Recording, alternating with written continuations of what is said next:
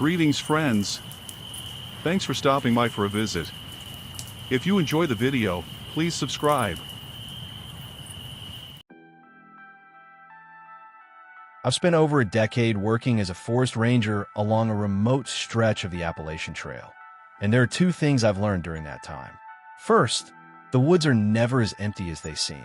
Second, not everything you run into out there has an explanation that sits comfortably with you afterward. I debated posting this for a while. The internet is full of made-up ghost stories, and I've heard enough exaggerated campfire tales to last a lifetime. Most of the strange reports we get can be explained by exhaustion, wildlife, weather, or people letting their imagination get the better of them. When you've spent enough nights alone in mountains, you learn how easily your mind can play tricks on you. That's why the experiences I'm about to share bother me as much as they do. For context, I've been a ranger in western North Carolina for a little over 12 years. My patrol area covers several sections of trail and backcountry that don't see much traffic outside of through hiking season. I've spent countless nights alone in those forests. I've worked search and rescue operations, dealt with injured hikers, tracked down lost campers, and handled just about every situation you can imagine. I've never considered myself someone who believes in the paranormal.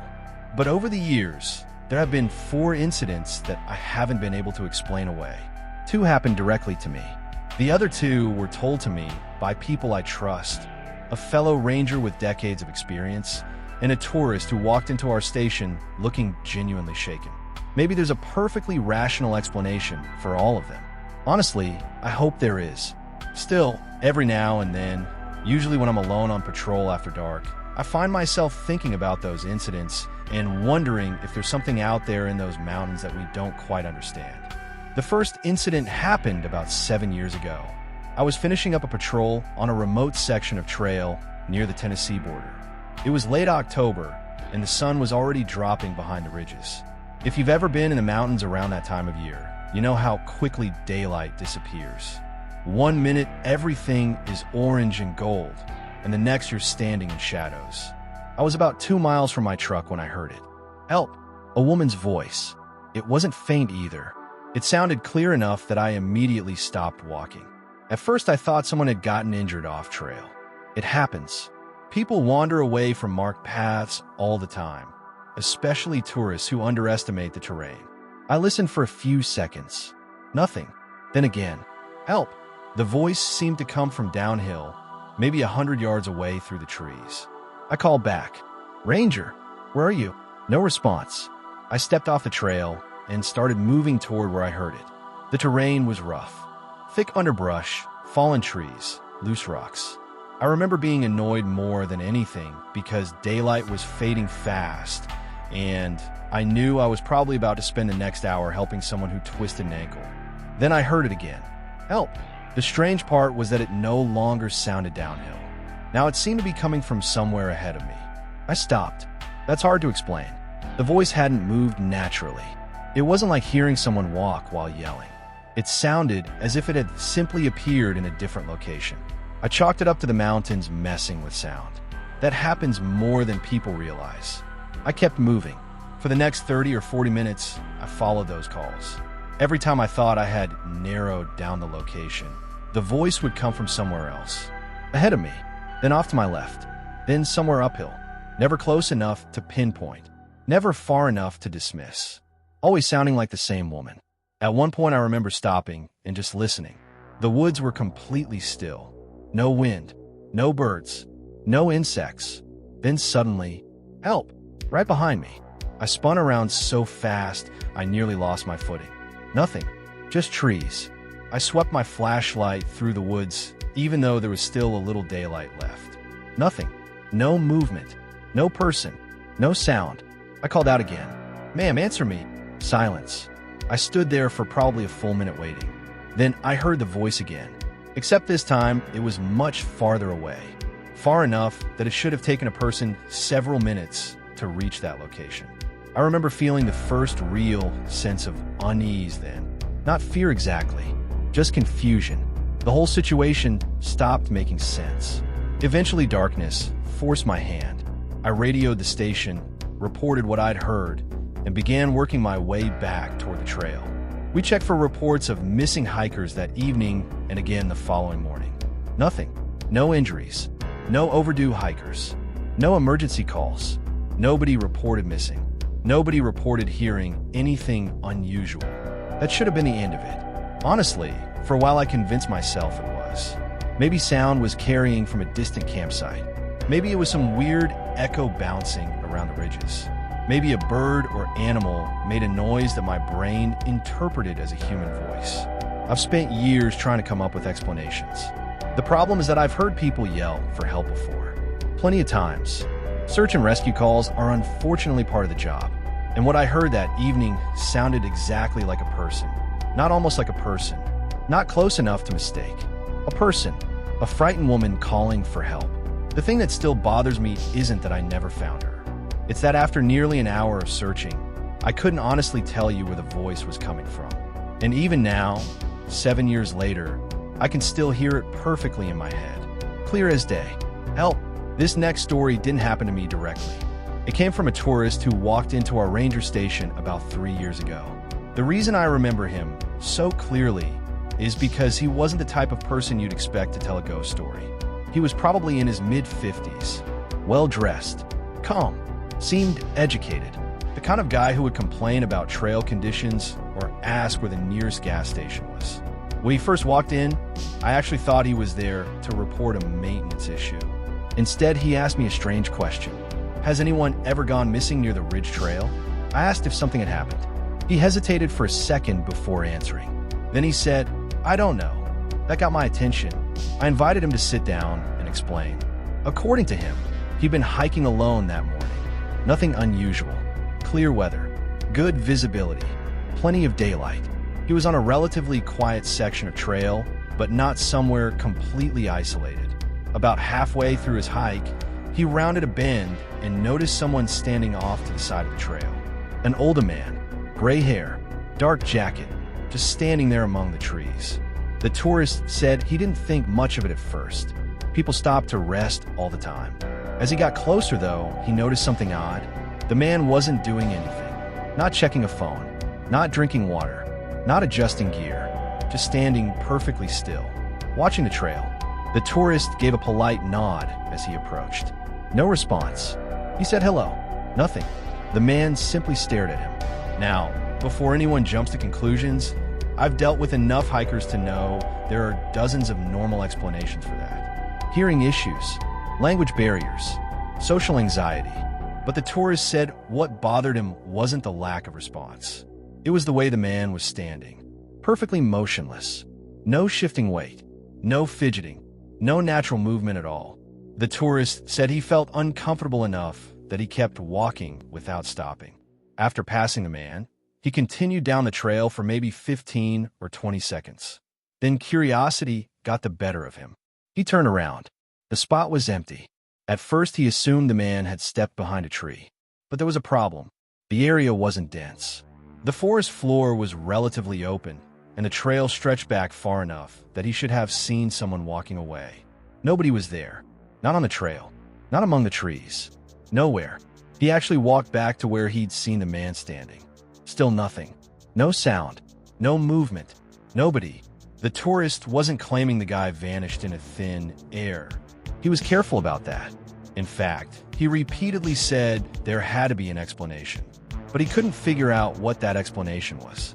The thing that struck me while listening wasn't the story itself. It was how unsettled he seemed. People who make things up usually lean into the dramatic parts.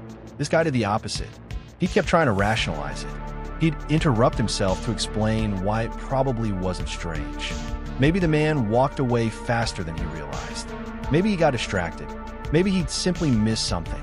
But every time he finished offering an explanation, he'd pause and quietly say, "Still doesn't make sense, though." Eventually, I asked him why he'd come to the station. His answer has always stuck with me. He said he wasn't looking for confirmation. He wasn't trying to report a ghost. He just wanted to know if there was some local explanation. Maybe a resident who wandered the trails. Maybe someone known to stand around and watch hikers. Something. Anything. I told him I'd never heard of anyone matching that description. He thanked me and left. That should have been the end of it. But after he walked out, I remember watching through the station window as he stood beside his vehicle for a minute before getting in, just staring toward the mountains, like he was still trying to work it out in his head. And honestly, so was I. Because while I didn't necessarily believe he'd seen something paranormal, I did believe one thing.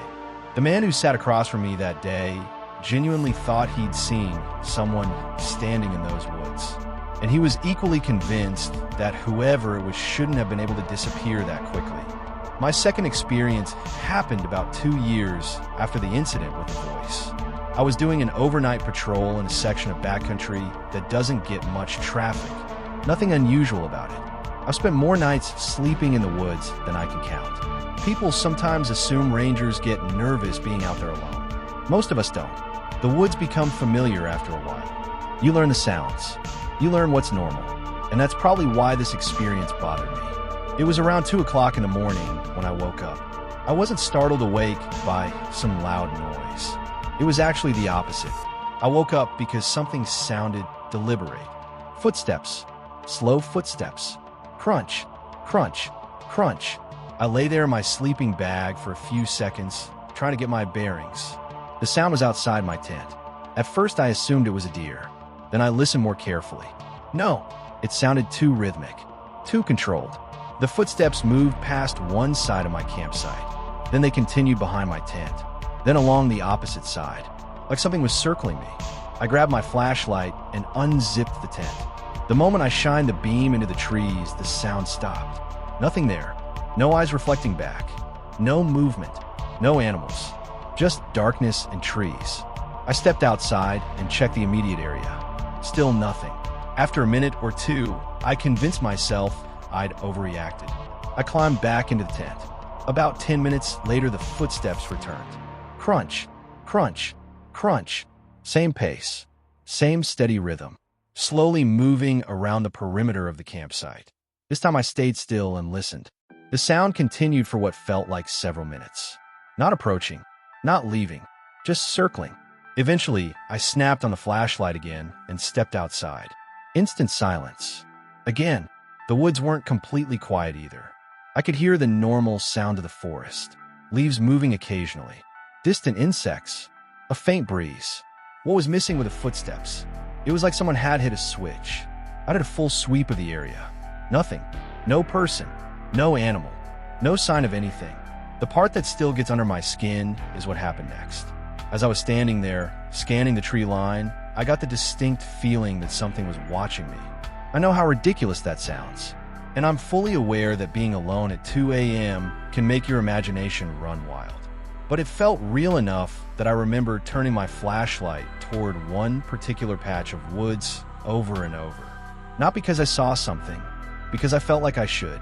Eventually, the feeling passed. I got back into the tent and managed to get a little sleep before sunrise. The next morning, I inspected the campsite before packing up. The ground was soft from rain earlier that week. If a person had been walking around my camp for as long as I'd heard those footsteps, there should have been tracks. There weren't. Not a single one. No boot prints. No animal tracks. Nothing. To this day, I still think there's probably an explanation. Maybe sound carried strangely through the woods. Maybe an animal was moving in a way that fooled me. Maybe I was more tired than I realized. But I've replayed that night in my head 100 times. And the one detail I can never quite explain is this. Whatever I heard seemed aware of me. Because every single time I stepped outside that tent, it stopped. The final story came from another ranger. I've intentionally left his name out of this because I don't think he'd appreciate being mentioned online. What I will say is that he's one of the most experienced people I've ever worked with. At the time, he'd been in the profession for over 20 years. Search and rescue, backcountry patrols, wildlife incidents, pretty much everything. If there was anyone I trusted not to exaggerate a story, it was him. The conversation happened during a slow afternoon at the station. We were talking about strange things hikers had reported over the years when he got unusually quiet. Then he said, "You ever see somebody in the woods that shouldn't be there?" I assumed he meant trespassers. He shook his head. Then he told me about an incident that happened years earlier. He'd been responding to a report of a possible injured hiker near a remote section of trail. Nothing unusual. Those calls happen all the time. While moving through the forest, he noticed someone standing ahead among the trees. Just a dark figure, not detailed enough to identify. Human-shaped, but partially obscured by the woods. He called out. No response. The figure remained still for a few seconds before slipping behind a group of trees. Naturally, he followed. When he reached the spot, nobody was there. Then he spotted the figure again farther ahead, standing between another set of trees. Watching, he called out a second time. Nothing. The figure moved away again. According to him, this repeated several times. Always ahead. Always just visible enough to notice. Never close enough to identify. At first he assumed he was tracking the injured hiker, but eventually something started bothering him. The figure wasn't leading him toward the trail. It was leading him away from it, farther and farther into rough terrain. Eventually he reached the edge of a steep ravine, and there, across the gap between the trees, stood the figure again, perfectly still, watching him. My coworker said that was the moment he stopped, not because he was scared, because the situation suddenly felt wrong. He told me there was no logical reason to continue. No injured person had called back. No signs of distress existed. Just a shadowy figure that kept drawing him deeper into the woods. So he turned around and returned to the trail. When he looked back one final time, the figure was gone. Then he said something that stuck with me. I don't know what I saw, he told me, but I'm glad I quit following it. To this day, he insists it was probably a trick of light, distance, and terrain. Maybe he's right. What's interesting, though, is that in all the years since, he refuses to patrol that particular area alone after dark. And coming from him, that says more than the story itself. Before anyone says it, yes, I've spent years trying to come up with normal explanations for all of this. The Appalachian Mountains are a perfect environment for strange experiences. Sound carries in weird ways. Fog and changing light can make ordinary objects look completely different. People get tired, dehydrated, and disoriented. Even experienced hikers can misjudge distance or convince themselves they saw something that wasn't there. I've personally heard animals make noises that sounded almost human. I've seen shadows play tricks on people. I've responded to reports that turn out to be nothing more than a stump, a bear, or somebody's imagination getting ahead of them. That's why I don't automatically jump to paranormal explanations. The woman calling for help could have been an echo. The footsteps around my camp could have been an animal. The tourist may have simply lost sight of a man in the woods. My fellow ranger may have been following shadows and terrain features without realizing it. All of those explanations are possible. What keeps these incidents in the back of my mind isn't that they're impossible to explain. It's that none of the explanations feel entirely satisfying. Maybe that's because I was there for some of them. Or maybe it's because all four stories left the people involved with the same feeling afterward. Not terror, not panic, just the uncomfortable sense that something wasn't quite right. The longer I've thought about these stories, the more I've noticed something strange. None of them involve attacks. None of them involve monsters. Nobody was harmed. In fact, if you strip away the unsettling details, they're all surprisingly simple. A voice calling for help. A silent man standing beside a trail. Footsteps circling a campsite. A figure appearing between trees. On the surface, those don't sound connected at all. But there's one thing they all have in common. They draw your attention. The voice made me leave the trail and follow it. The tourist couldn't stop thinking about the silent man and turned back to look. My footsteps experience kept pulling me out of my tent. The figure my co-worker saw kept leading him deeper into the woods. It's almost like each encounter involves something trying to be noticed. Now, maybe that's just because human beings are naturally curious. Maybe our brains are wired to focus on unusual things and assign meaning where there isn't any. But I grew up around these mountains, and local folklore is full of stories that sound oddly similar. Things that call to people. Things that appear just far enough away to make you follow. Things that are seen but never quite reached. I'm not saying that's what happened in any of these cases. I'm just saying it's a strange coincidence. And after spending enough time in the Appalachians, you learn not to completely ignore strange coincidences. I don't really know what to make of any of this anymore. Like I said, I'm still a ranger. I still go out on patrols, still do my job the same as always. Most nights are completely normal. But But there are stretches of trail I don't like being on after dark, and I can't fully explain why. Maybe it's nothing. Probably is nothing. Still, every now and then, when I'm out there alone and it gets too quiet, I remember those 4 moments. And I can't help but wonder if the woods were just empty, or if something was there the whole time.